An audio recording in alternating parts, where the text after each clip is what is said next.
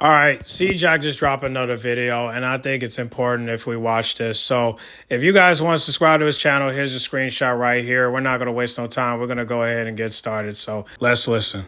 WWE is no longer about wrestling, and Triple H is an absolute and utter sellout. Okay, those are the two main points of this video, and this is just going to be an absolute discussion in part rant about what's happening with the current state of what WWE wrestling has turned into. Because the days of having, consistent matches from your stars, and they're developing feuds and building stories and making these events feel grander than they truly are. You know what I'm saying? Larger than life, right? The days of these intense promos, these hard-hitting, memorable segments, these memorable, feuds, that stuff is over. You're not going to get a feud like an Orton and a Triple H anymore, right? You're not going to get an Undertaker and a Shawn Michaels, once in a lifetime, and then all of a sudden it's back again for the career versus, streak. You're not going to get that. You're not getting a Rock versus Cena. You know what I'm saying? It's not happening again. And the fact is that Triple H has sold the company out. He sold out for money. He sold out for fans. And he sold out to give the fans temporary excitement and joy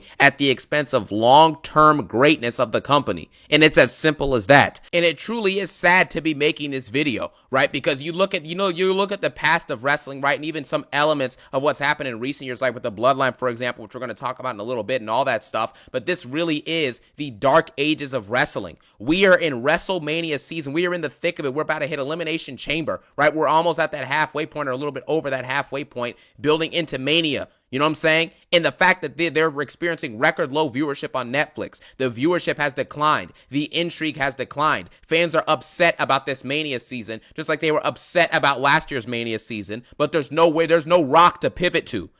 Cena's not showing up consistently to pivot to him. Roman's not showing up. You can't pivot to him. You have nowhere to go and nowhere to run and nowhere to hide.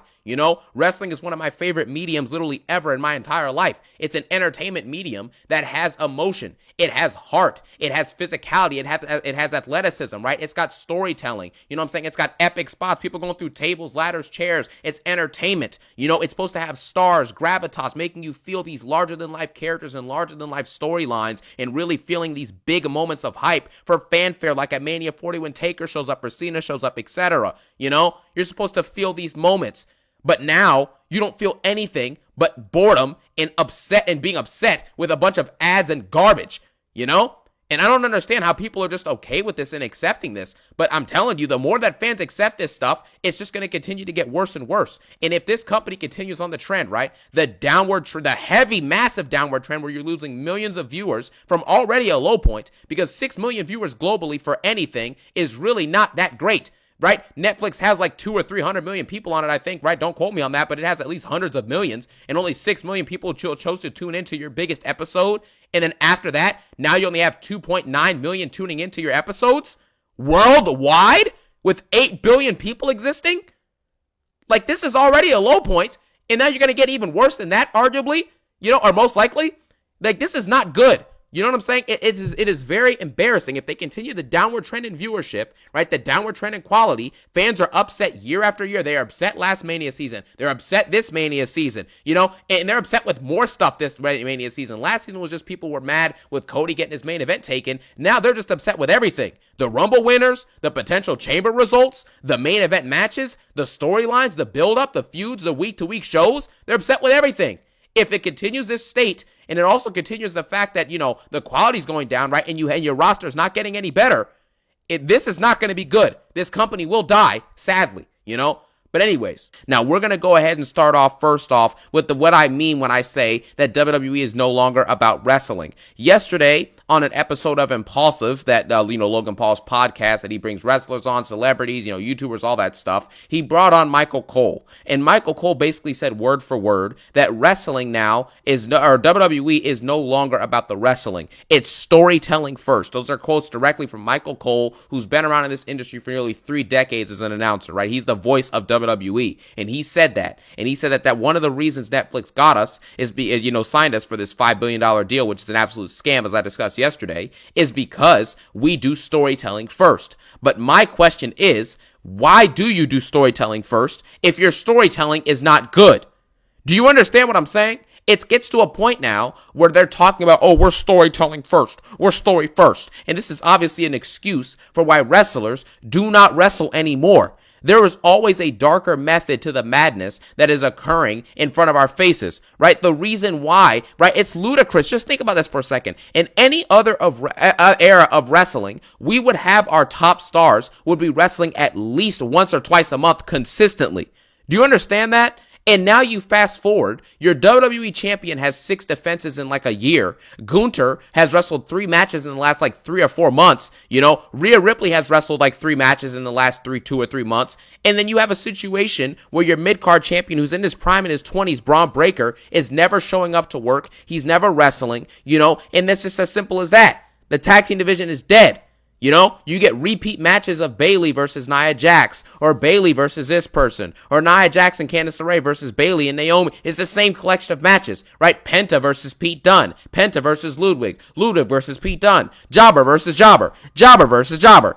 You know, it just is what it is. The method for this madness is because WWE is no longer concerned with having their top stars wrestle because they think that they've built some epic and an amazing story, right? That basically compensates for their stars not wrestling. But what WWE does not understand is the simple fact that they don't have any good stories. Do you understand that? Triple H, what he does is that he builds these long-term stories. So you're getting a bunch of boring and monotonous Raws and SmackDowns. But then once in a while, you get that epic, amazing, and memorable climax of a storyline. So for example, The New Day will have a phenomenal heel turn that was built up to for months, wasting our time for months, but eventually we got the phenomenal segment. And what's happened since then is that they've been feuding with the LWO. They have done absolutely nothing to elevate themselves since becoming heels after that great heel turn with Big E. And now you're in a situation where the New Day basically has nothing new to do. Roman Reigns has a 4-year championship reign, and this is something we need to discuss as well. Roman Reigns is the reason why is part of the reason why WWE thinks that what they're doing now is working, because Roman Reigns set a precedent, right? Where Roman Reigns basically, when the company was in its lowest point during COVID, guys like Drew McIntyre, Lashley, and Roman Reigns himself, obviously as the anchor of it all, pretty much stepped up when this company needed it most, when they needed a resurgence, when they needed a hype back, when they needed a new wave of storytelling, a new innovative way for wrestlers to perform and tell stories and cut promos and do long-term building to different events. That is what Roman Reigns introduced into the WWE, and as a result of that, he gave us something new and exciting, and he was carrying the company on his back, and he honestly kind of still is, even though he's not there, right? Roman Reigns has been the anchor and the face of the company now for at least 4 or 5 years, going on to maybe even 10 years at this point. You know, and even when he was hated, right, when he was over pushed down our throats and things of that nature, Roman Reigns, at the end of the day, has the talent and has entertained millions and millions of people for many years. And because of this, WWE just assumed that because he had an extremely successful reign and he kind of brought some hype and intrigue back into the company over that period of time and kind of revived the company in a sense, they thought that, okay, we'll just add Cody Rhodes in, right? We'll make the fans happy. And this brings me to something that needs to be discussed as well. All of the champions now are given the Roman Reigns schedule and the Roman Reigns treatment without having Roman Reigns level qualities. I'm not saying that Roman Reigns is John Cena because I don't think he is. I don't think he's better than The Rock. I don't think he's a Cena, right? And other people, in the legendary conversation like that. But Roman Reigns is a legend in my personal opinion, but he's not Cena or Rock or guys like that. You know what I'm saying? But the fact is that Roman Reigns for this generation is undisputedly the GOAT of this era, the last decade. It's not even close. Do you understand what I'm saying? His importance, his impact, all that stuff. So what they do is they give Cody and Gunther the belt to make the niche amount of wrestling fans happy. And once Cody gets the belt, he gets treated like Roman, barely defending his championship, not really showing up to do anything on really any of these shows, right? He's not building any feuds really, you know what I'm saying? And when he does show up and when he is in a feud and trying to build promos and do matches, Cody Rhodes has not done a great job of building feuds with promos and storytelling in this reign. He hasn't done it. Look at him and Logan Paul, him and AJ Styles, which was underwhelming, him and Solo Sikoa, right? Him and Kevin Owens, which had a couple good moments here and there, but was largely below average. It was a below mid story that ended up with a predictable finish. So you look at that, you look at Gunther, he's barely wrestling at all. He's not elevating anything. And for every single good one-liner or decent moment on the mic that Gunther has, it's compensated by the fact that he wrestles once every 7 weeks. Do you see the correlations here? Everyone is treated like Roman without proving it. And I have a comment a fan sent me in an email, right?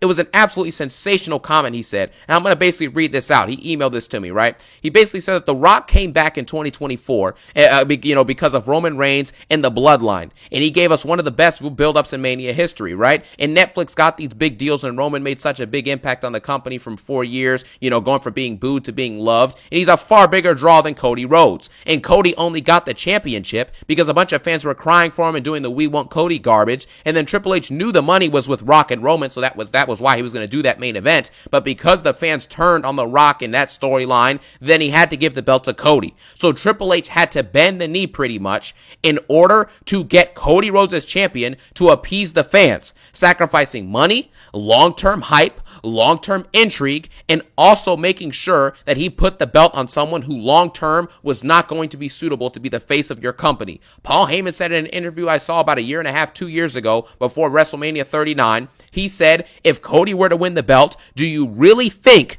that Cody Rhodes would be able to elevate the industry like Roman Reigns did?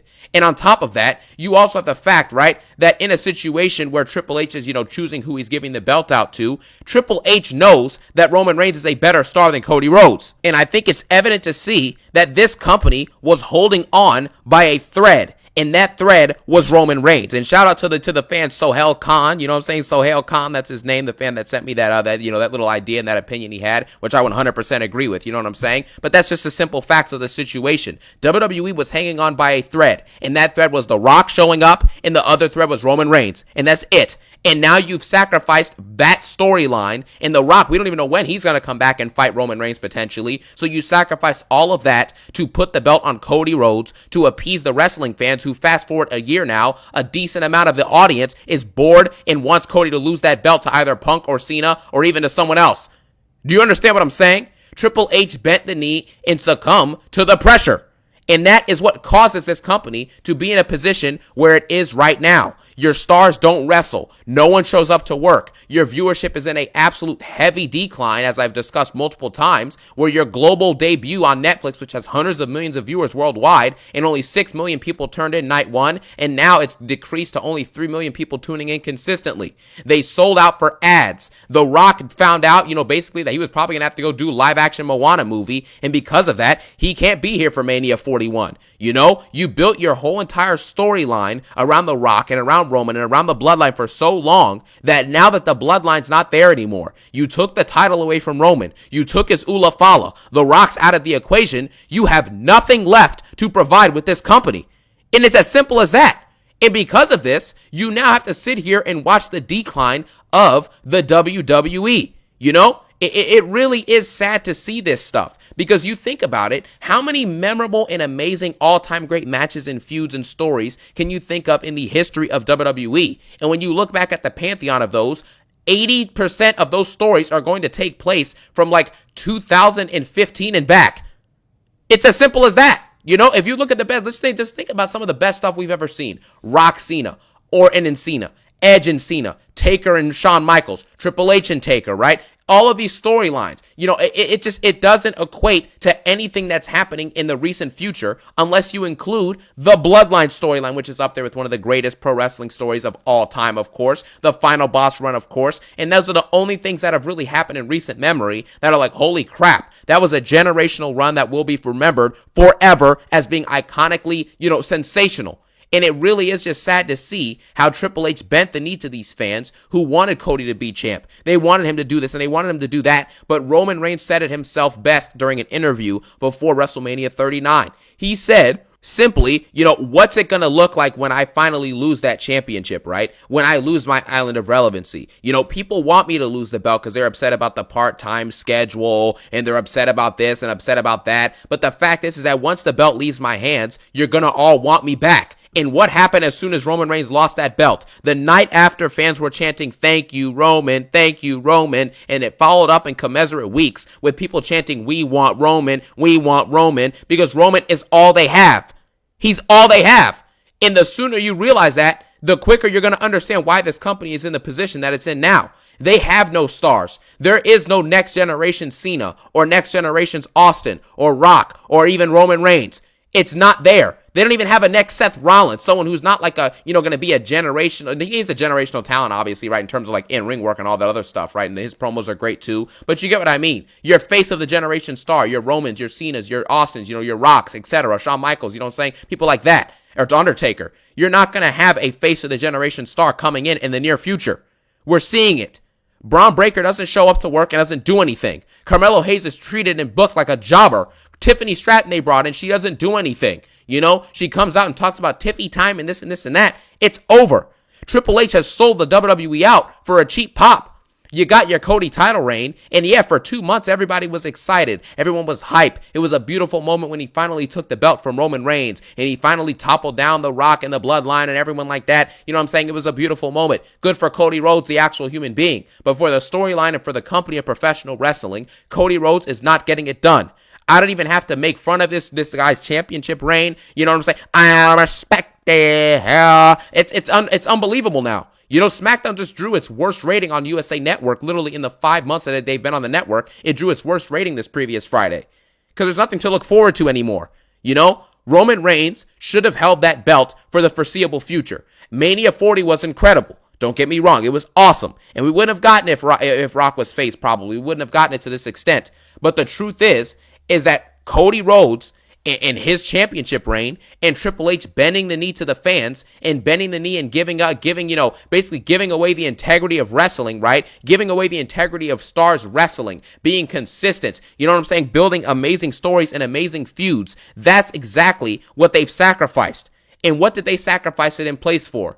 Ads, money, sponsors, endorsements, all of this other nonsense to appease the higher ups in these other companies and things of that nature. But what they forget is that they don't have the ability to do this anymore. They don't have a wide audience of people that they can just branch out into. They don't have millions of new fans coming in every year anymore. They don't have, the multiple wrestlers, right? Like 20 plus wrestlers that are selling great merch. They maybe have 4 or 5. They don't have it like they used to, but they're treating it like they do. And this is why this company is going to fall into its own pit that they created. They're going to fall into this disaster kick. You know what I'm saying? It's like call it a disaster kick that has been set up for them by Triple H and by Cody Rhodes and by Gunther and by the booking of the company as a whole. I don't understand why people are blaming Vince McMahon and blaming this and blaming that. Yes, don't get me wrong. Vince McMahon is responsible for WWE's initial decline in the latter parts of the 2010s, you know what I'm saying, and in the COVID era. Don't get me wrong. But you had a chance to right the ship and course correct. You had your shot. Your roster's not good now, but you could have signed MJF, to at least help out, right? You could have signed a Will Ospreay. You could have done these things. But because of personal politics and things getting in the way and kind sponsorships and endorsements and who's a good guy and who's this and who's that and what do these little niche fans want, you bent the knee. And now we're stuck with a bad product that eventually is going to die. At the current rate that WWE is going at, they're going to die out. And everyone knows it. So at the end of the day, we have to effectively understand these things and analyze where the company is at. And this is a different type of video, This isn't a video where I'm happy, where I have to, bash these dudes and, laugh and, I can't stop thinking about Punk, all that. This is serious. This company is a failure. And unfortunately, this is the reasons why it's happening. This is the true dark reason why WWE has fallen to its lowest point. And no one wants to address it and no one wants to talk about it. But this is the reality of the situation. And so that's really all I got to say about this stuff. This is why WWE has fallen to the lowest point that they've arguably been at literally ever, right? The Triple H sold out and WWE at this point has lost its element of wrestling, and now we are where we are. So thank you guys so much for watching. I hope you guys have a phenomenal day. And as always, peace out and one love. Yeah, I hate to have to put this picture up here, but the only reason I'm putting it up is because, this booking right here is something we don't want at all, My suggestion for this match is to have Alexa Bliss win the Elimination Chamber. And if you want to get Liv Morgan involved, then fine. But I would rather have a fatal 4-way just to make it more entertaining for the championship belt.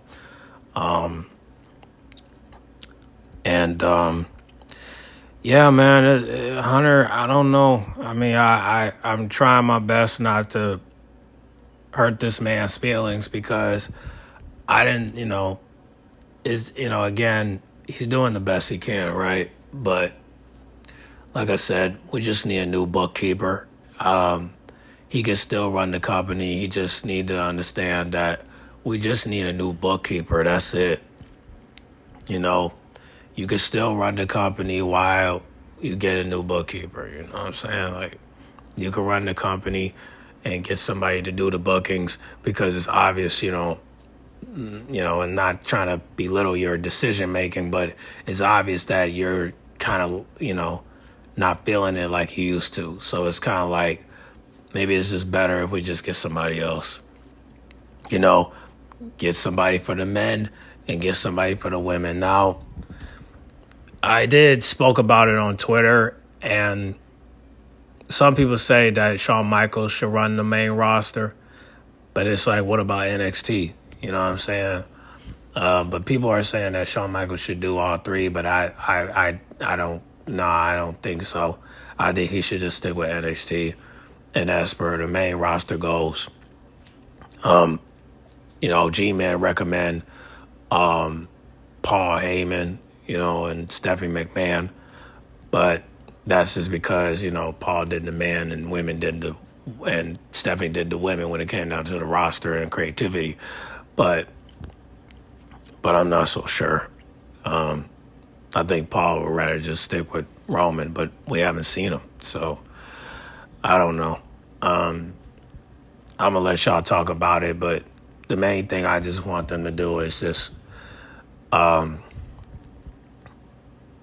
thing I want them to do is just do something about the Liv and Rhea beef. I just keep it all the way a band. But all that being said, that Rhea and Liv does not have the best rivalry, straight up and down, anymore. I mean, in the beginning it was cool, but now it ain't the same. It'll never be the same. So you might as well put them in a Hell in a Cell match, you know what I mean? And then hopefully we'll see the same results as we did with CM Punk and Drew McIntyre, straight up. But another thing too,